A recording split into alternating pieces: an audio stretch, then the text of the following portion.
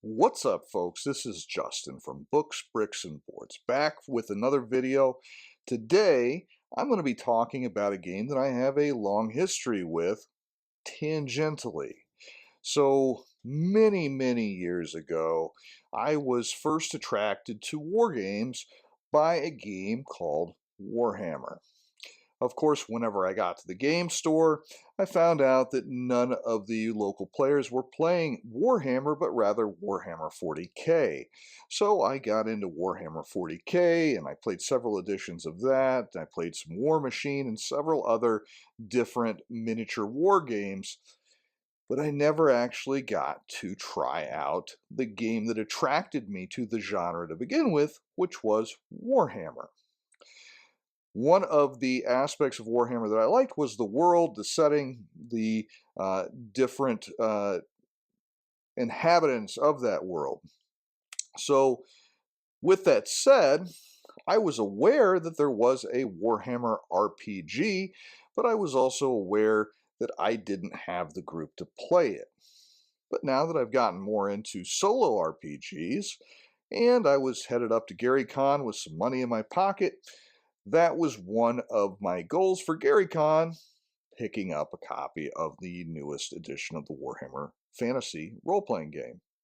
And as subscriber Dwayne found out while I was sitting in front of the Cubicle 7 book, I made my way to Cubicle 7 very quickly after the doors opened on Thursday, and I did indeed end up picking up the core rules and the starter set for Warhammer Fantasy.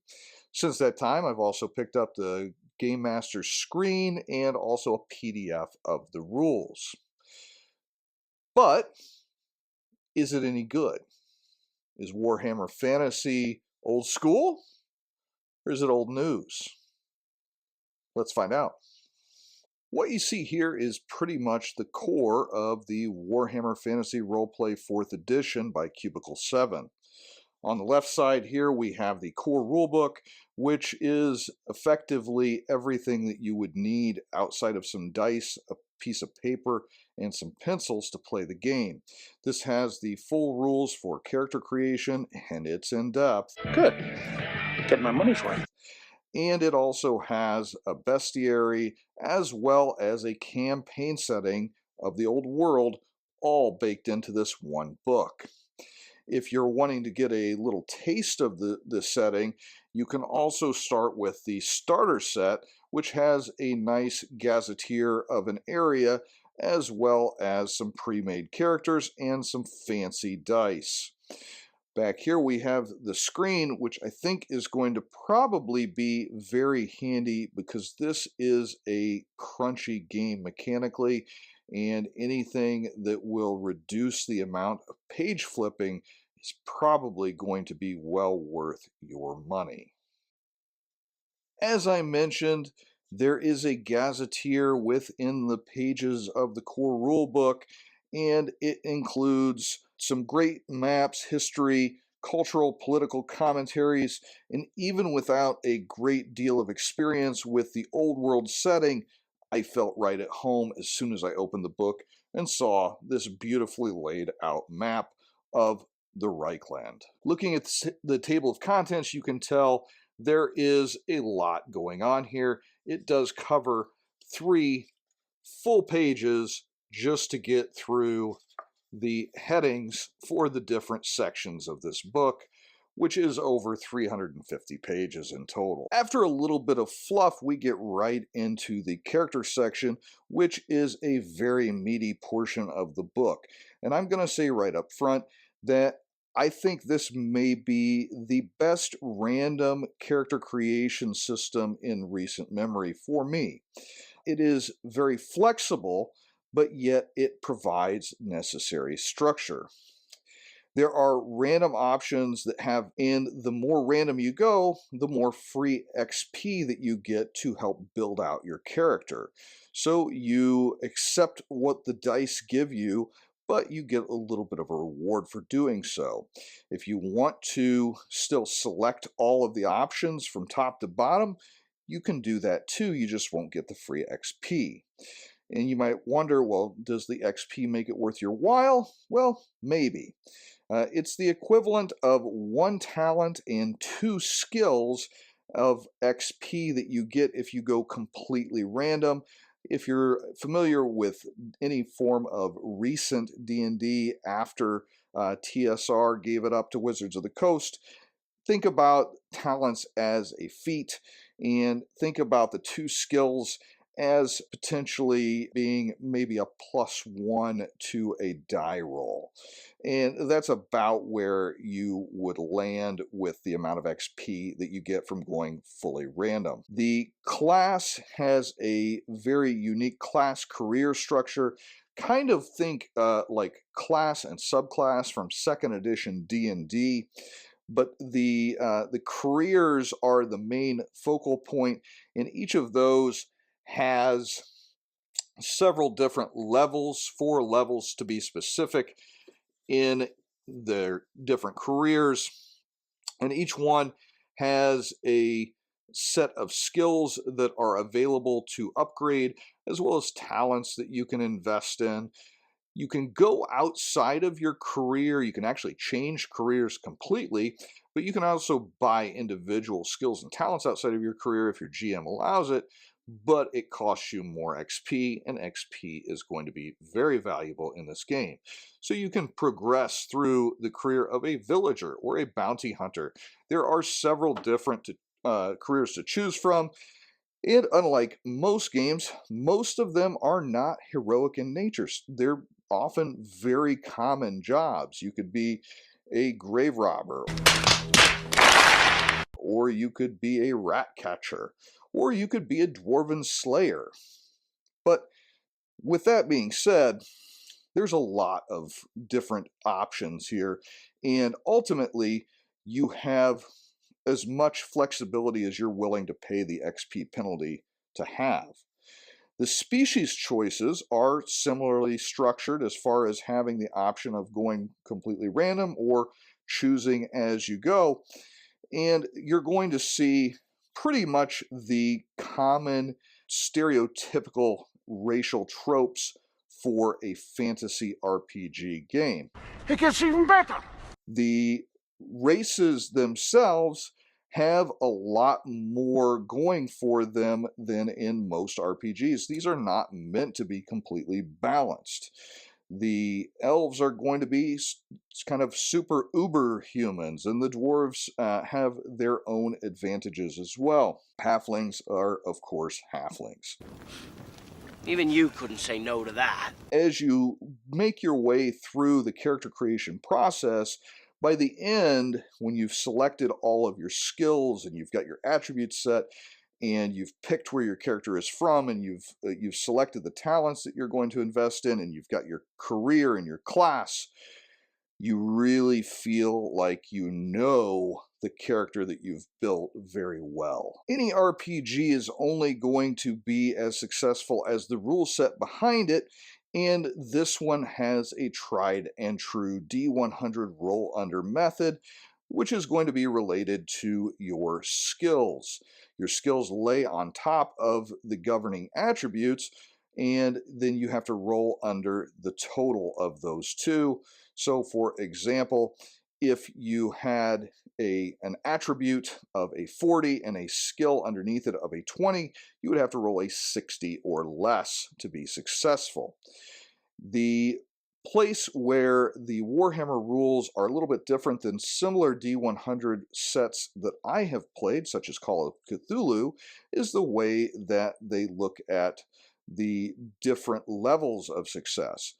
Whenever you roll your test, as they call it, you actually subtract your tens die from the tens unit that you needed to roll under to see how many levels of success that you achieved. So if I needed to roll a 60 or under and I rolled a 30, I would take the 6 from the required roll minus the 3 from the actual roll, and I would get a 3. So I would have 3 success levels.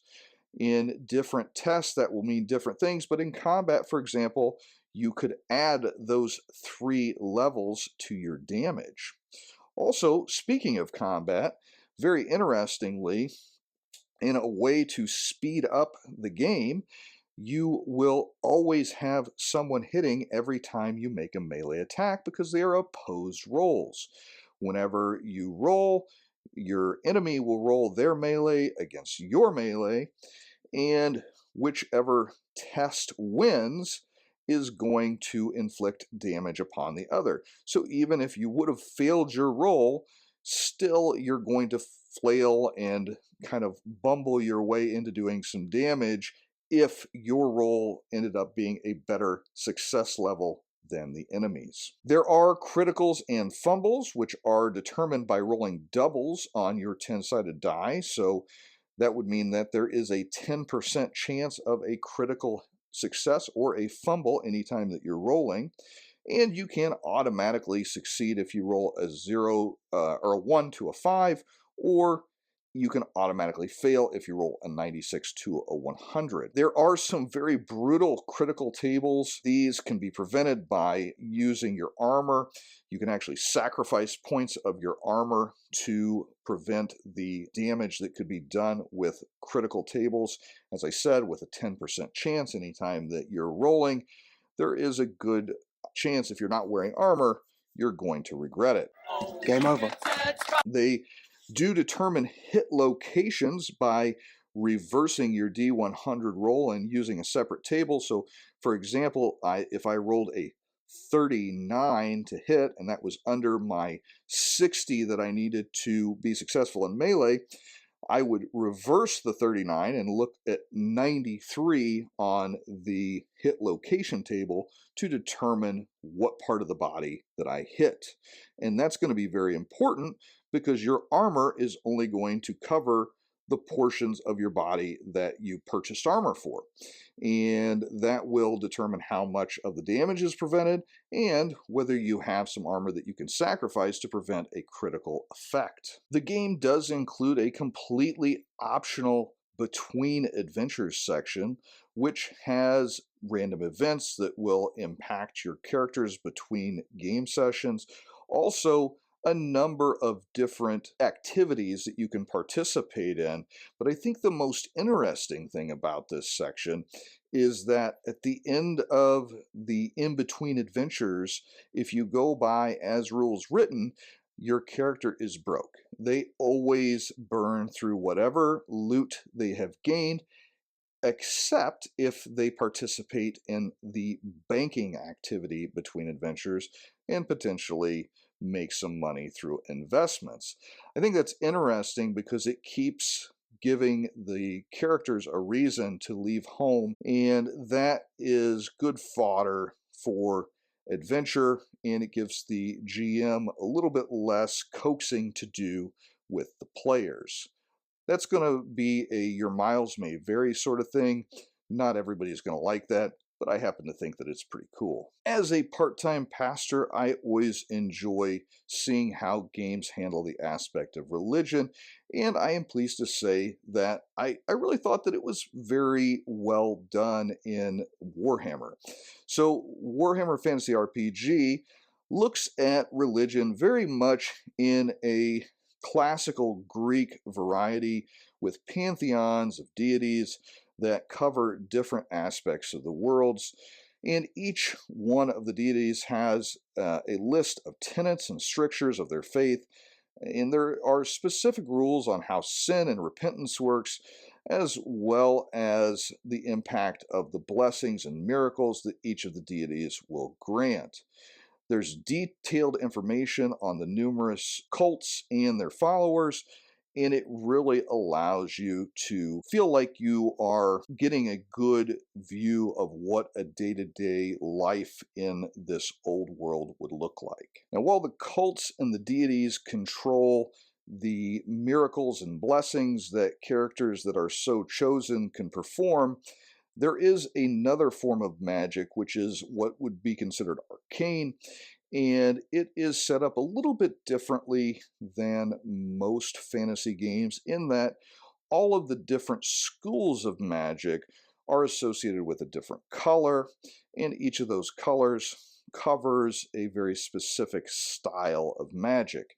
Unless a character is an elf, they are restricted to only one school of magic, though there are some generalized spells which are available to all skills. You have to spend XP to memorize your spells, and if you don't memorize them, you can always cast them from tomes, but it doubles the casting number, the difficulty, which determines the required success levels to be successful in casting your spells. Crits while casting can be both good and bad. They represent uncontrollable magic and require a mishap roll even if you're successful. Arcane and petty spells are available to any color, but manifest in ways that are indicative of the color of the caster casting them. For example, if the caster was a fire caster and they cast a spell, it might have flickering flames around the effect, whereas a different style of caster would have a different manifestation. Largely, the colors function just as schools do in most spell systems, but the difference is a welcome change. Unlike a lot of games, the core rulebook here has a really decent bestiary. It has more than 55 separate entries and great advice on customizing them to suit your needs. The bestiary is going to cover anything that you need, whether you need an ogre or a dragon or a demon of Slaanesh, it's got you covered. It also has some really nice artwork and a little blurb about what the monster is all about. Throughout the book, there are some great sidebars that are optional rules. In particular, I really like this random creatures and custom PC species. With any of the entries in the bestiary, they say you can make that into a PC species by subtracting 10 from each of the stats and then rolling 2d10, so you get a spread of 10 below or 10 above the standard number for any species.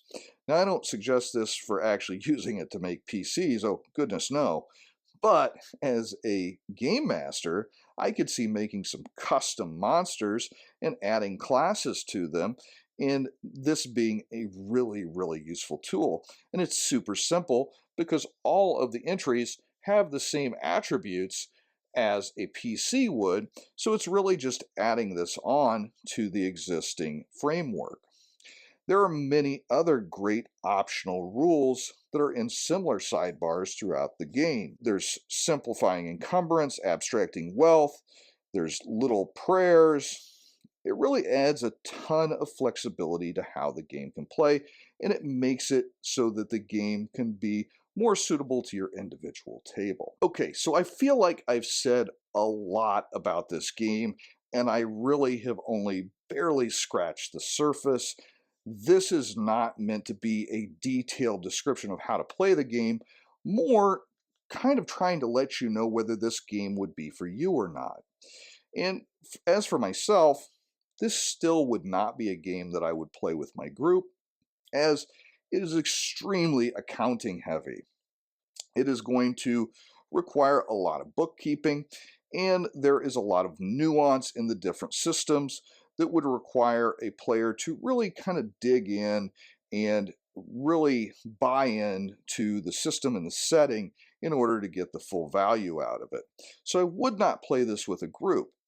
However, if I wanted to play a very crunchy and very gritty and very detailed solo game, Warhammer Fantasy is right up my alley. And I could easily see myself playing 3, 4, 5, or 6 sessions of this at a time, playing through as a solo player or potentially as a cooperative. I did run a cooperative game last week with a buddy of mine in Savage Worlds, and I could see this being a similar experience if I could find another like-minded gamer that could really dig into Warhammer Fantasy Roleplay. So for me, this wouldn't be necessarily a big group game, but it would definitely be a game that's worthy of a spot on my shelf. But that's me. I'd love to hear what you think about Warhammer Fantasy Roleplay. Have you tried any of the earlier editions? This is the 4th edition after all. We've got 3 more that I haven't looked at yet. Also, would love to hear if you disagree with any of my comments. If you know Warhammer Fantasy Roleplay and you think, well, he really got this wrong, share it in the comments so that I don't mislead any of the viewers of the channel. Yes, I lied to you. If you've enjoyed the video, please be sure to like, share, and subscribe. I appreciate everybody that watches the videos, and I hope you continue to do so. Keep in mind that coming up, probably in the next week, maybe 2 weeks, we will be having session 1 of my Worlds Without Number solo sessions. So look forward to that, and I look forward to giving you more content on the games that I love. This has been Justin from Books, Bricks, and Boards. Good gaming, God bless, and happy Easter.